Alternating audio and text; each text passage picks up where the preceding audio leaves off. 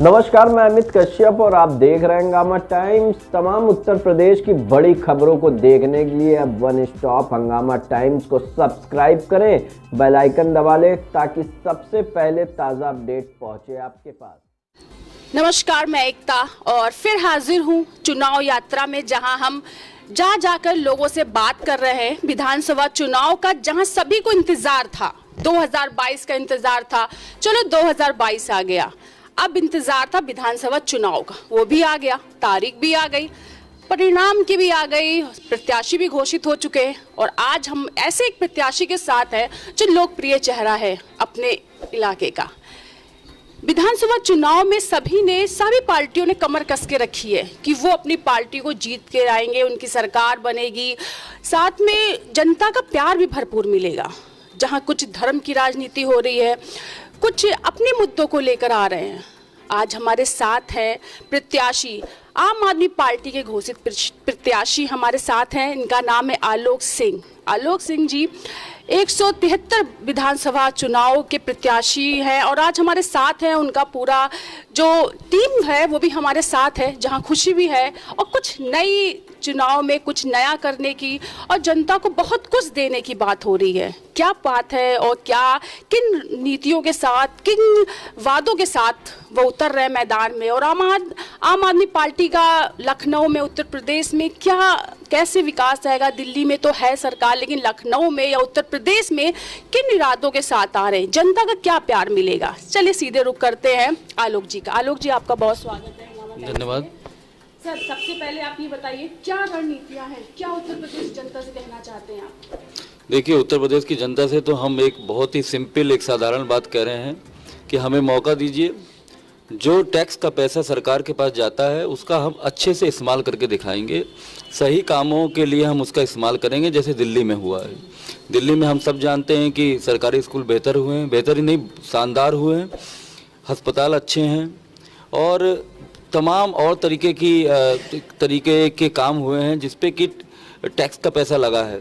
भ्रष्टाचार ख़त्म हुआ है और जो भ्रष्टाचार ख़त्म करने से जो कमीशन खोरी पहले चलती थी, वो कमीशन जो हमने बचाया, वही हमारा एक तरीके से राजस्व हमारे पास है, जिससे हम ये सारे काम कर पा रहे हैं। और दिल्ली का बजट इस समय आप जानती हैं कि सरप्लस है। उत्तर प्रदेश की तरह नहीं है कि हम हर समय कटोरा लेके खड़े रहते हैं और रोते रहते हैं कि हमारे पास पैसा नहीं है, हमें उधार चाहिए, हमारा ऐसा है वैसा है। तो यही बात हम सबको समझा रहे हैं और लोग इस बात को समझ भी रहे हैं कि हमारे टैक्स के पैसे का उत्तर प्रदेश में दुरुपयोग हो रहा है। एक या दो सांकेतिक या सिंबॉलिक डेवलपमेंट के वर्क होते हैं, जैसे कि मान लीजिए कि एक्सप्रेस वे बनवा दिया, आप उसी पे पूरी ज़िंदगी चलती रहेगी क्या वही विकास होता है? विकास ये है कि आज लखनऊ में भी महानगर हो या आपका ये पूरा कमता का एरिया, आप जानती हैं, तमाम जगह हैं, 60% ऐसी जगह है जहाँ पे कि सीवर लाइन नहीं है, नालियाँ हैं और बहुत ही ज़्यादा गंदगी है। तो वो सारी समस्याएं कौन दूर करेगा? मंदिर मस्जिद अपनी जगह है, लोगों की जो ज़मीनी ज़रूरतें हैं वो अपनी जगह हैं। हमें लोगों की ज़मीनी ज़रूरतों पे ध्यान देना है, मंदिर मस्जिद पे भी ध्यान देना है, लेकिन उसी के साथ इक्वली इम्पॉर्टेंट ये है कि हम उन बुनियादी जो सुविधाएं जिसके हम हकदार हैं, आम जनता हकदार है इतना टैक्स देने के बाद, वो उनको मिलनी चाहिए। सर, आम आदमी पार्टी ने एक बहुत बड़ा दायित्व दिया है उत्तर प्रदेश में। आप भी देखते हो धर्म की राजनीति होती है यहाँ पर, लोग धर्म के लिए चुनाव लड़ते भी हैं और चुनाव को लड़वाते भी हैं और वोट भी कहीं ना कहीं उसी पर आता है। तो क्या देखते हैं आप? देखिए, धर्म की राजनीति एक साइड से कभी एक हाथ से कहते हैं ना कि ताली नहीं बजती हैं, वही है। यहाँ पे खाली भाजपा ही धर्म की राजनीति नहीं कर रही है। मैं बिल्कुल खुले मन से कहना चाहूँगा कि समाजवादी पार्टी भी धर्म की राजनीति कर रही है। अगर ऐसा नहीं होता है तो क्यों अखिलेश जी पाकिस्तान की बात करते हैं? आपने एक पब्लिक डोमेन में एक बात रख दी पाकिस्तान, अब दूसरे ने पकड़ लिया, उसी पर डिबेट शुरू हो जाएगी। तो ये बातें सही हैं, लेकिन लोग समझ रहे हैं। और हम तो सबसे यही कह रहे हैं कि केजरीवाल जी ही हैं जिनके साथ ईमानदारी है, बिना किसी डर के वो भाजपा को हर जगह टक्कर दे रहे हैं। क्यों दे पा रहे हैं? क्योंकि उनको सीबीआई सीआईडी का डर नहीं है।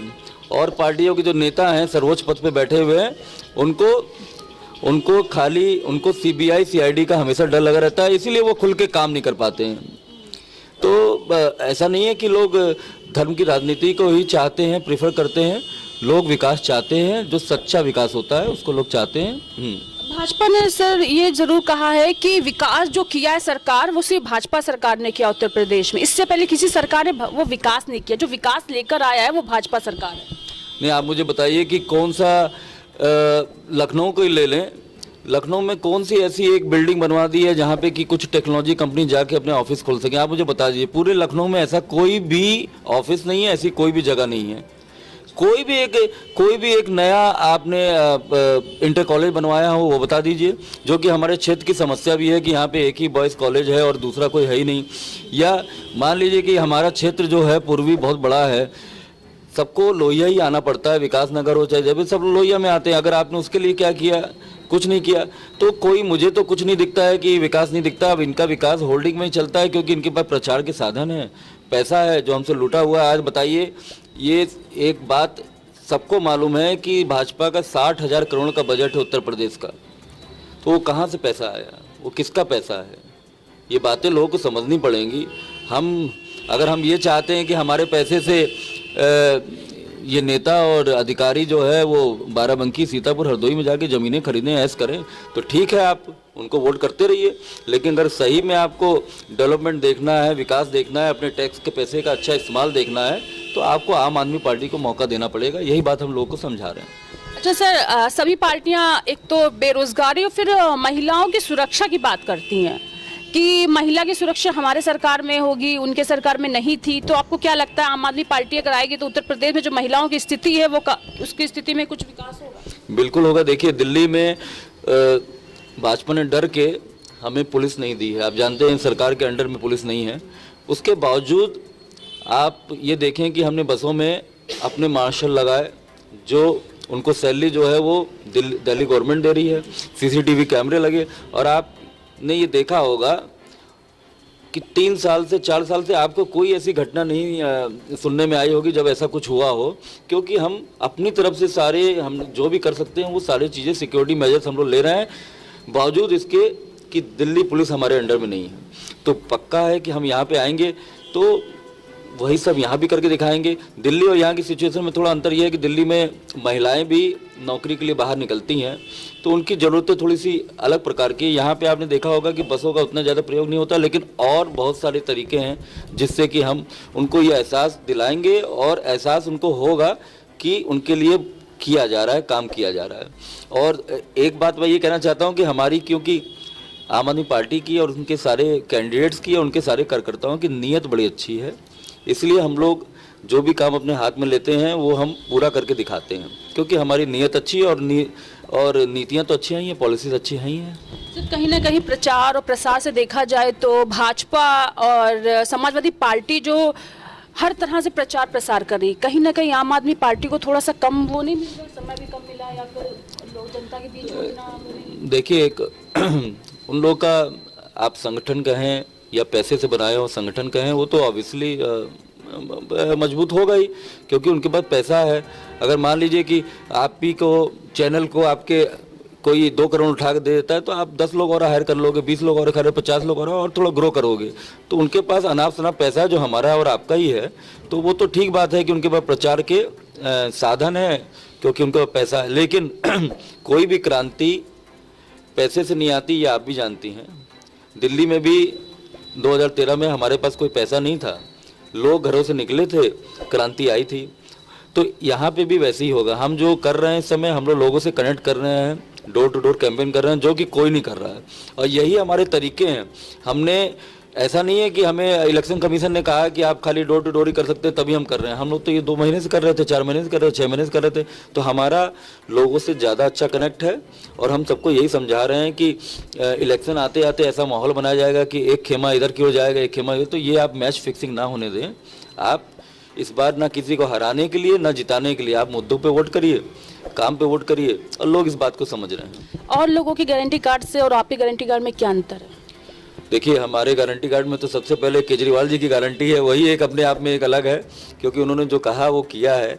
और हमारी नीतियां अच्छी हैं, हमारे एजेंडा अच्छा है, तभी उसको लोग फॉलो करने की कोशिश कर रहे हैं। अब पहले बिजली वाली बात हुई तो फिर सपा ने पकड़ा, फिर उसको भाजपा ने भी पकड़ा, और लोग कहते हैं कि हम मुफ्त देते हैं, मुफ्त कहाँ देते हैं? केजरीवाल जी अपने जेब से थोड़ा देते हैं या आलोक सिंह अपनी जेब से थोड़ा देते हैं। हमने आपके टैक्स के पैसे का अच्छा इस्तेमाल किया है और उससे बचाया है पैसा, इसलिए हम आप सुविधाओं के रूप में आपको दे रहे हैं, वापस कर रहे हैं, जो कि इन सरकारों को करना नहीं आता है, इन पार्टियों को करना नहीं आता, ये लोग नहीं कर पाएंगे। ये भी मैं आपको गारंटी, ये मेरी गारंटी अपनी ओर से हो गई, आलोक की गारंटी कि ये लोग झूठे हैं, ये लोग खाली बोल रहे हैं और हम लोग करके दिखाएंगे। अच्छा सर, सभी के गारंटी कार्ड में मैंने देखा है कि बिजली फ्री दे रहे हैं, लेकिन स्वास्थ्य की तरफ ध्यान नहीं दिया गया। नहीं, स्वास्थ्य तो ऑब्वियसली हमारा एक वो है ही, हमेशा से एजेंडा रहा है। देखिए, शिक्षा और स्वास्थ्य दोनों आम आदमी पार्टी का हमेशा से एजेंडा रहा, और यही ये होना भी चाहिए किसी भी सरकार के लिए। हम लोग मैं आपको एक बात बोलूँगी, जैसे कि अमेरिका को कहा जाता है कि कैपिटलिस्ट कंट्री है, पूंजीवादी कंट्री है, लेकिन आप देखेंगी कि वहाँ पे स्वास्थ्य और शिक्षा दोनों फ्री हैं और A1 क्वालिटी की हैं। तो ये किसी भी कंट्री की जो थिंकिंग कंट्री होती है उसके एजेंडा में हमेशा होता है। तो आम आदमी पार्टी के एजेंडे में भी स्वास्थ्य और शिक्षा दोनों हैं, दोनों इंटीग्रेटेड हैं। हो सकता है कि हमने अलग से उसके बारे में ना कहा हो, लेकिन वो क्योंकि वो हमेशा हमारे दिल में है, वो एजेंडा हमारे साथ है। वो शिक्षा को लेके आपने कहा है, क्योंकि और लोगों में शिक्षा को लेके नहीं है, तो शिक्षा को लेके आप क्या कह देंगे? देखिए, हमने 25% बजट हमने कहा है कि वो शिक्षा को बेहतर करने में लगाया जाएगा, और मेरे ख्याल से वो काफ़ी होगा। करीब शुरुआत में मैं जानता हूं कि विपक्ष, हमारी गवर्नमेंट बनेगी तो विपक्ष कोशिश करेगा कि हमें पहले महीने में ही 15 दिन में ही हमें डाउन करने की, लेकिन मैं अपनी जिम्मेदारी से कह रहा हूं कि 1.5-2 साल बाद आपको, जब हमारी सरकार आती है उसके 1.5-2 साल के बाद आपको अंतर दिखने लगेगा। आपको दिखेगा कि टीचर्स भी पहले से बेहतर तरीके से अपने कमिटमेंट के साथ काम कर रहे हैं, और बच्चे भी, स्कूल भी बेहतर हुए हैं। स्कूल ऐसे हो गए हैं जहाँ पे कि कुछ ना कुछ एक अच्छा चंक जो परसेंटेज है स्कूल्स का वो कन्वर्ट हो चुका होगा, जिसमें हम और आप भी अपने बच्चों को पढ़ा रहे हैं। मैं खुद अपने बारे में बताऊं तो मेरे बच्चे स्कूल नहीं जाते हैं, क्योंकि मुझे ये शिक्षा व्यवस्था उत्तर प्रदेश की पसंद नहीं है। तो मेरा बच्चा हाई स्कूल में वो ओपन स्कूल से 10th की परीक्षा दे रहा है। मैंने अपनी बेटी को स्कूल से निकाला हुआ है, और जिस दिन हमारी सरकार बनेगी या सरकारी स्कूल इतने अच्छे हो जाएंगे, मैं अपने बच्चों को खुद वहाँ पे भेजूंगा, और मेरे ख्याल से सारे लोग ही वहाँ पे अपने बच्चों को सरकारी स्कूलों पे फोकस करेंगे जो कोई और नहीं करता। बिल्कुल बिल्कुल बिल्कुल। यहाँ तो ये जानबूझ के वहाँ नहीं पढ़ाया जाता है सरकारी स्कूलों में, जो ये कही जाती हैं बातें कि ये लोग आम जनता को शिक्षित नहीं देखना चाहते हैं, क्योंकि ये उनका वोट बैंक है। किसी न किसी तरीके से उनको इस तरीके से अशिक्षित रखो कि उनको घेर घोट के किसी तरीके से उनका वोट ले लो। ये बात सही है, क्योंकि ये सरकार तो बिल्कुल नहीं चाहती कि इससे कोई क्वेश्चन भी करे। इनकी कोई अकाउंटेबिलिटी नहीं है, आप कुछ पूछ नहीं सकते। अगर आप पूछेंगे तो आप में 10 कमियां निकाल देंगे ये। तो हमारा तो ये है कि पूरा हिंदुस्तान सही मायने में साक्षर हो जाए। और एक मैं आपको बात बताना चाहूँगा कि श्रीलंका में 99.9% लिटरेसी रेट है। वहाँ पे कोई भी प्राइवेट स्कूल नहीं है, आप सर्च कर लीजिएगा, वो पब्लिक स्कूलिंग है। तो जब वहाँ पे हो सकता है तो यहाँ पे भी हो सकता है। सर, अधिकतर जितने भी अभी हैं चुनाव में लड़ने के लिए पार्टियां, वो बाहुबलियों को, या जो अभी बंद है किसी ना किसी उसमें केस हुआ है इनके ऊपर, या बाहुबलियों को जो अभी बंद हैं 4 दीवारों के अंदर, किसी कोई मुकदमा चल रहा है, तो उन लोगों को टिकट दे रही है। आपको क्या लगता है? नहीं, देखिए, उसका तो आपको पता ही है कि उसका सीधा कनेक्शन फिर से धर्म से है और जात से भी है। तो वो उनकी पॉलिटिक्स है, वो यही करेंगे, क्योंकि अभी भी एक सच्चाई भी है हमारे समाज की कि जो रूरल एरिया है, जो ग्रामीण एरिया है, वहाँ पे अभी भी जो भौकाल दिखाता है, जिसके पास 100 गाड़ियाँ हैं, 200 गाड़ियों से प्रचार करने आता है, लोग समझते हैं कि वही नेता है। तो हमारी तो यही कोशिश है कि हम सबको यही समझाने की कोशिश कर रहे हैं कि वो नेता नहीं, वो गुंडा है। आप गुंडे को वोट दे रहे हैं। 24 घंटे जो फ्री रहता है गली का गुंडा, और खड़ा रहता है, गुटखा खाएगा, छेड़ेगा, वो नेता बन सकता है। वो क्वालिफाइड है क्योंकि वो ठुल्ला है, वो 24 घंटे फ्री रहता है, तो वो कहीं भी कुछ भी कर सकता है। छोटा मोटा नगर निगम का ठेका उठा लेगा, गुंडागर्दी करते करते फिर धीरे धीरे वो MLA बन जाता है। तो हम लोग जो अच्छी सोच के लोग हैं उनको आम आदमी पार्टी मौका दे रही है, और हम लोग गुंडे नहीं हैं, हम लोग गुंडागर्दी ख़त्म करने आए हैं। दिल्ली में हमने बहुतों की गुंडागर्दी ख़त्म कर दी, अब वो ज़मीन पे आ गए हैं। वही यहाँ होगा। आपको एक बार अगर हमारे 2 लोग, 4 लोग, 5 लोग, 10 लोग, 20 लोग भी असेंबली में पहुँच जाएंगे तो आपको एक बहुत बड़ा बदलाव देगा। जो नैरेटिव है जो असेंबली में जो चीज़ें डिस्कस होती हैं वो नैरेटिव आपको एक बिल्कुल डिफरेंट मिलेगा। अलग मुद्दों पे बातें होंगी, जो ये फालतू की बातें करते रहते हैं उन मुद्दों पे बात ही नहीं होगी। अच्छा, आपको इसका फायदा मिलेगा? जैसे कि समाजवादी पार्टी में लगता है कि यादवों को वोट देते हैं या फिर पारिवारिकवाद लगता है, तो इसमें कुछ आम आदमी पार्टी को इसका कुछ बेनिफिट मिलेगा? जनता के बीच में ऐसा है कि यादव की ज़्यादा टिकट मिल रहा है या फिर जो पारिवारिक हो रहा है उन्हीं को दिया जा रहा, पार्टियों में होता है परिवारवाद, तो इसका कुछ बिल्कुल फ़ायदा मिलेगा अगर हम लोगों तक, जैसे अभी हमें पूर्वी की अगर बात करें तो हमने 60% एरिया कवर किया है डोर टू डोर, और जो उससे रिस्पांस मिल रहा है उसमें तो लोग इस बातों को समझ रहे हैं। अगर हम पूरा एरिया बार बार कवर करेंगे, 4 बार कवर करेंगे पूरा अपना एरिया, या पूरे लखनऊ में हमारे जो भी अन्य प्रत्याशी हैं वो भी, और ये बात लोगों तक पहुंचा देंगे कि ये जो पॉलिटिकल कल्चर है, चाहे वो यादव वोट मांगना या मुसलमान वोट मांगना या हिंदू वोट मांगना या राजपूतों का वोट मांगना, ब्राह्मणों का वोट मांगना, वो उसका कोई मतलब नहीं है। हम लोग आखिरकार सब लोग भारतीय हैं, और हम लोग को हमारी तो ये ज़रूरतें होनी चाहिए कि अगर जैसे थाने न्याय की प्रथम उम्मीद होते हैं, अगर हम लोग कोई भी वहाँ पे थाने में जाए एफआईआर लिखवाने के लिए, तो ना हम उसकी कास्ट देखें, ना उसका रिलीजन देखें, हम उसकी एफआईआर लिखें, और ना मुख्यमंत्री आवाज़ से कोई फ़ोन आए सिफारिश के लिए, और वो सारी चीज़ें उसकी हो जाएं। तो यही हमारी प्राथमिकता होनी चाहिए। इसी तरीके से जैसे मैं एक होम बायर एक्टिविस्ट भी हूँ, लोगों के जो बिल्डर्स जिनके प्रोजेक्ट कंप्लीट नहीं कर रहे हैं, मैं उनके लिए लड़ाई लड़ता हूँ और अच्छी लड़ाई लड़ता हूँ।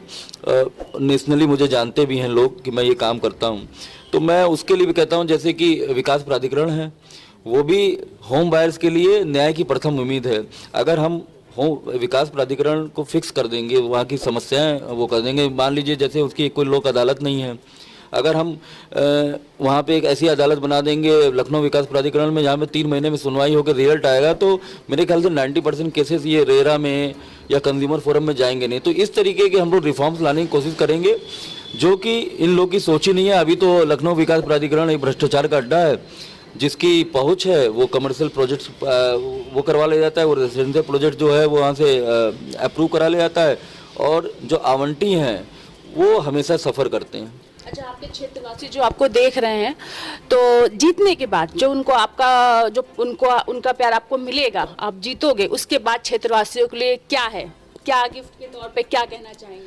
नहीं, सबसे पहले तो ये है कि सारी टीम के साथ जितना हम लोग अभी कर रहे हैं उसी तरीके से जीतने के बाद हम सब, और नहीं भी जीते तो भी मैं ये बात बोलना चाहता हूँ कि हम लोग फिर से इसी तरीके से डोर टू डोर निकलेंगे, सबसे मिलेंगे, उनका धन्यवाद करेंगे, और पूरे दम से जो उनकी समस्याएं हमने देखी हैं, क्योंकि मैं भी मतलब ऐसा नहीं है कि मुझे सारी समस्याएं उनकी मालूम थी, लेकिन as a part of campaign मुझे पता चल रही हैं, हम उन पे काम करेंगे। ये एक वादा है, और बिल्कुल 100% ये वादा है कि हम, ऐसा नहीं है कि हम बैठ जाएंगे, चाहे कुछ भी रिजल्ट हो, जीतेंगे तब भी उतना ही काम करेंगे, और कुछ और भी रिजल्ट आता है तब भी हम उतना ही काम करेंगे, ये वादा है। ये थे हमारे साथ आलोक सिंह जी, जिन्होंने बताया कि वो जीतते हैं तो दुगना करेंगे, नहीं जीतते तब भी वो अपने क्षेत्रवासियों के लिए वही करेंगे जो अभी तक करते आ रहे हैं। उम्मीद यही है कि आम आदमी पार्टी का भविष्य उत्तर प्रदेश में क्या होता है, क्या नहीं होता, इस सभी सवालों का जवाब आपको चुनाव के बाद ही मिलेगा, जब रिजल्ट आएगा।